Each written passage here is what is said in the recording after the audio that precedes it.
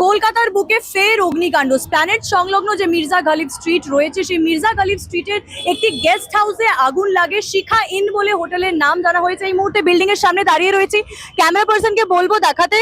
একই বিল্ডিং এ দেখতে পাচ্ছেন বিভিন্ন রকমের গেস্ট হাউস রয়েছে। হোটেল ডেমেট্রিক, hotel Taiba, Mariam guest house. বলা হচ্ছে প্রশাসনিক তরফ থেকে ইল্লিগালি এই সমস্ত গেস্ট হাউস একই বিল্ডিং এ কোনো প্রশাসনিক নথি ছাড়াই গজিয়ে উঠিয়েছিল এবং বুধবার ভোর রাতে 2টোর সময় এখানে আগুন লাগে। 9 জনের মৃত্যু হয়, 6 জনকে হাসপাতালে ভর্তি করা হয়, 80 জনকে উদ্ধার করা হয়। 9 জন যাদের মৃত্যু হয়েছে তাদের মধ্যে 2 জন মহিলা এবং 1 জন শিশুও ছিল। যা জানা যাচ্ছে প্রাথমিক তথ্য অনুযায়ী বা এখানে যারা ছিলেন তাদের থেকে জানা গিয়েছে যে বডি রিকভার করা হয়েছে সাইট থেকে, সেখানে কোনো সিভিয়ার বার্ন মার্কস ছিল না। অর্থাৎ আগুনে পুড়ে তাদের মৃত্যু হয়নি, কিন্তু ধোঁয়ায় দম বন্ধ হয়ে তাদের মৃত্যু হয়েছে বলে খবর। এই মুহূর্তে এলাকা পরিদর্শন করতে এসেছেন কংগ্রেসের সভাপতি শুভঙ্কর সরকার। আমি বলবো আমার কেউ এখানে ভিড়টা দেখাতে। তার সঙ্গেও আমরা কথা বলেছি। তার এই যে বিজেপির সরকার, তারা দোষারোপ করে চলেছে তৃণমূলের সরকারকে। বলছেন তৃণমূল আমলে যেসব ইনফ্রাস্ট্রাকচারাল ড্যামেজ ছিল সেগুলো এখনো ঠিক করে উঠতে পারেননি। তারাতলা এবং তারাপীঠের ঘটনা তিনি তুলে ধরেন এবং বলেন পর পর এরকম অগ্নিকাণ্ড, তারপরে ফের খাস কলকাতায় অগ্নিকাণ্ডের ঘটনা ঘটে। কেন এখানে এটা নিয়ে এখনো কোনো মেজার্স নেওয়া হচ্ছে না, কেন সিকিউরিটি কনসার্নের থ্রু, কেন প্রত্যেকটি বিল্ডিং যাচাই করা হচ্ছে না। তিনি এটাও বলেন যে একটা বিল্ডিং এ ইল্লিগালি বিভিন্ন রকমের হোটেল এবং গেস্ট হাউস গজিয়ে উঠেছে। এই যে 9 জন মানুষের প্রাণ গিয়েছে, 2 জন মহিলা এবং শিশু, সেই মৃত্যুর দায় কার বলেও কিন্তু প্রশ্নের তীর তিনি ছুড়ে দেন শুভেন্দু অধিকারীর দিকে।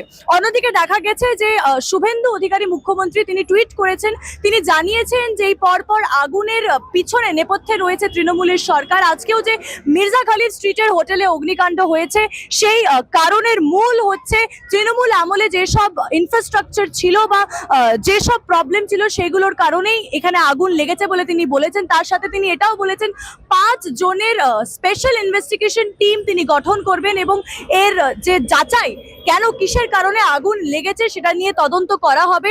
যে 6 জনকে হাসপাতালে ভর্তি করা হয়েছে এখনো তাদের মধ্যে কেউ মৃত বলে খবর হয়নি। 9 জনের মৃত্যু হয়েছে, 2 জন মহিলা এবং 1 জন শিশু। 6 জন এখন হাসপাতালে রয়েছে, 80 জনকে বিল্ডিং এর ভেতর থেকে উদ্ধার করা হয়েছে। এবং এই আগুন লাগে কেন, এর কারণের নেপথ্যে কি রয়েছে সেই সূত্র কিন্তু এখনো পাওয়া যায়নি। কেউ বলছে যে এসির শর্ট সার্কিটের কারণে আগুন লেগেছে, কেউ বলছে তারের কারণে আগুন লেগেছে, আবার কেউ বলছে গ্যাস লিকের কারণে আগুন লেগেছে। তবে এই আগুন কেন লেগেছে তা নিয়ে কিন্তু এখনো কোনো স্পষ্ট জবাব পাওয়া যায়নি পুলিশের কাছ থেকেও এবং প্রশাসনের কাছ থেকেও। সরকার তো দেখবে হোটেল বৈধভাবে চলছে কিনা। কেউ রেসিডেন্সিয়াল কমপ্লেক্সে হোটেল যদি চালান, কি পদ্ধতিতে চালাচ্ছেন এবং সেখানে যে অগ্নি নির্বাপক ব্যবস্থা আছে কিনা, সেখানে ফায়ার ব্রিগেড ঢুকতে পারবে কিনা, সেখানে কোনো অডিট হয় কিনা, সেখানে কারা রক্ষণাবেক্ষণ করছে। 3 মাস সরকার হয়ে গেল। প্রথমে এইগুলো তো শুভেন্দু বাবু জানেন না তা নয়, দীর্ঘদিনের অভিজ্ঞ রাজনীতিবিদ, তিনি তো জানেন। এই তৃণমূল সরকারের তিনি 9.5 বছর মন্ত্রী ছিলেন, ঠিক আছে। তো সেই তিনি যখন তার এই অভিজ্ঞতা আছে, তিনি মুখ্যমন্ত্রী হওয়ার সঙ্গে সঙ্গে তিনি একটা সার্কুলারে সমস্ত এই বেনিয়মকারী যে হচ্ছে ব্যবসা প্রতিষ্ঠানে যারা ব্যবসা চালাচ্ছেন সেগুলোকে বাতিল করতে পারতেন, তাহলে এইভাবে প্রাণ যেত না।